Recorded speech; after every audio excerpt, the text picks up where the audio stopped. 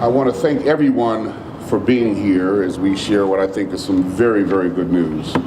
But first, I need to give a special thank you to our community partners and invited service providers, most of whom are joining us here today. First, the West Palm Beach Department of Housing and Community Development. Jennifer, thank you. Our very own West Palm Beach Police Department. The Healthcare District of Palm Beach County. The Lord's Place. Gulfstream Goodwill. The Homeless Coalition.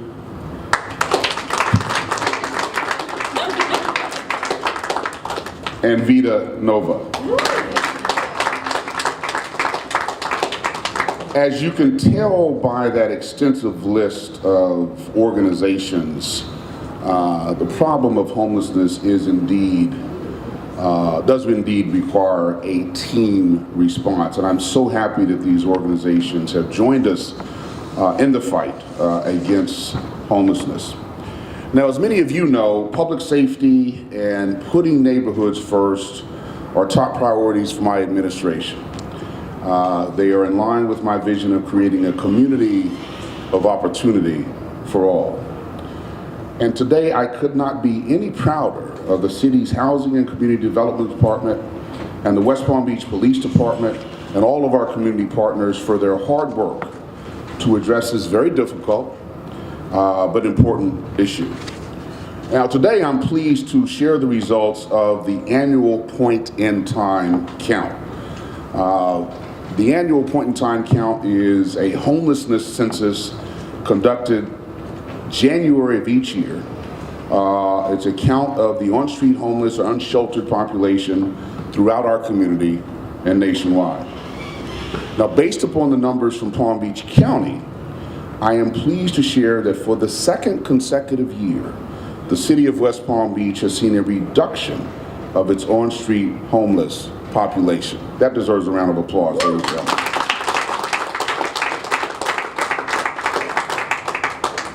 To be more specific, in January of 2018, the Palm Beach point-in-time count identified 462 unsheltered residents in our city.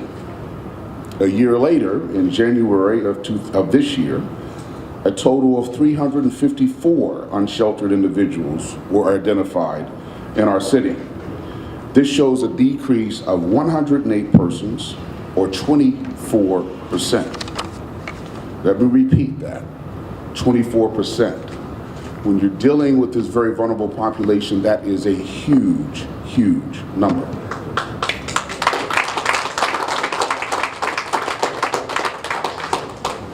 But that's also important because, as we all know, the on-street homeless population is skyrocketing in so many parts of the nation. So here in our city, West Palm Beach, comparatively speaking, we're doing pretty well. Now, to what do we attribute the success in Palm Beach County and West Palm Beach? I thought you would never ask. First, through direct services to our Vickers House. As you all know, Vickers House is a division of the Department of Housing and Community Development, and they provide support and resources to our vulnerable residents. Second, we have to give extensive amount of credit to the West Palm Beach Police Department and their community engagement officers. These community engagement officers, each and every day, are out there doing enforcement and aligning the on-street homeless population with the support and services that they need. And then third, our great community partners. You know, the issue of homelessness is a challenge that is bigger than any one city. So we really want to acknowledge the hard work of our partners, many of whom I've already identified and are standing behind me. And it's significant that they are behind me because we truly are standing shoulder to shoulder to address this problem. We owe these community partners, our police department, our Vickers House organization, a debt of gratitude for all of their hard work.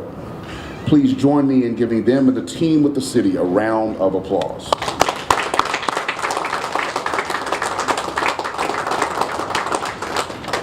Now, while we stand here today to certainly celebrate our success in reducing the population of on-street homeless, we do recognize that there is still much more work to do.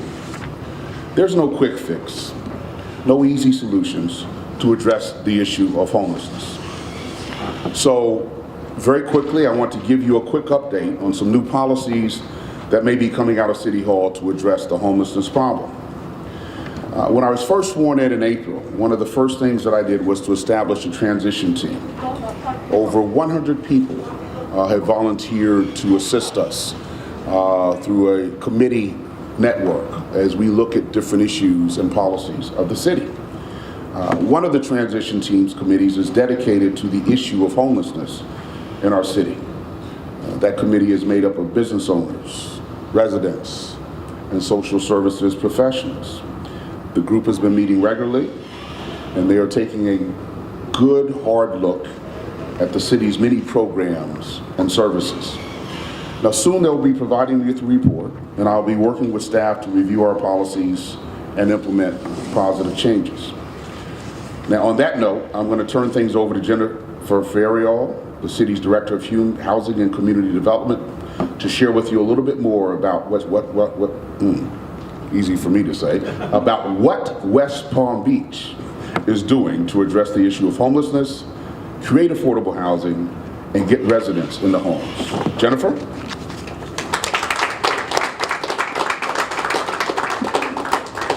Thank you, Mayor James. It is such an honor to be here alongside a group of talented individuals who have worked tirelessly to enhance the quality of life of residents of West Palm Beach. And their hard work is oftentimes unrecognized, but we wouldn't be here today if it wasn't for them. For those of you who don't know me, my name is Jennifer Ferriol, and I've had the pleasure of serving the city over the last 6 years, most currently in my current role as the city's Director of Housing and Community Development. I want to start out by saying that the successes that we're sharing with you today, they didn't happen overnight. You know, we live in a society where instant gratification and quick fixes have become the norm. But when you're dealing with deep-rooted issues that extend far beyond the lack of housing or shelter, positive outcomes are attained very slowly. One prime example of this situation is our friend Hope. Hope has been a resident of the city of West Palm Beach, on the streets of West Palm Beach, for as long as 2 years, perhaps even longer. She suffers from substance abuse and severe mental health issues. It was only after a year of daily engagement and trust building with our engagement officers and our police officers that she accepted, and I want to say accepted as being the operative word, to receive medical treatment for her illness. With the help of our partners, she is now being medically treated, she is housed, and she is seeking permanent supportive housing. Hope is just one example of the many clients that we address on a daily basis. And I share with you her story, not just to give you hope for the future, but also to shine light on the complexities that we deal with on a daily basis, and to show you that while we are making progress, progress has been and will continue to be incremental.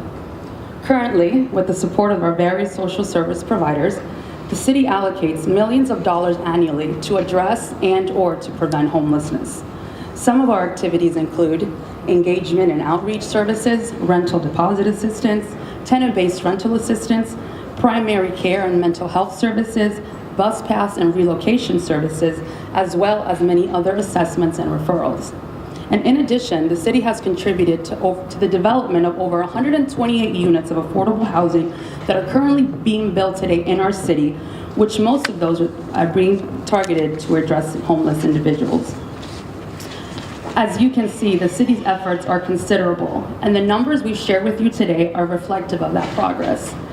As we celebrate this success, we want the residents and business owners in West Palm Beach to know that we hear your concern, and we understand that you may feel as if your quality of life is sometimes threatened. But we're working hard for you, and we still have a lot of work left to do, not just as a city, but as a society as a whole, because we cannot solve the problem of homelessness until we confront and address the root causes of why people are becoming homeless in the first place. With that said, we are committed to working and finding long-lasting solutions that will result in improvement and steady ongoing progress. But we ask for your patience, we ask for your support, we ask for your collaboration. And most important, we ask for your compassion as we unite to bring healing and hope to our most vulnerable residents. Thank you very much, and I will now turn it back to Mayor James for closing remarks and any questions.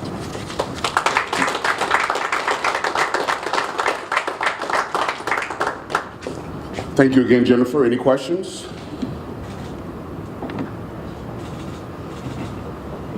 Thank you very much. Have a wonderful afternoon, everyone.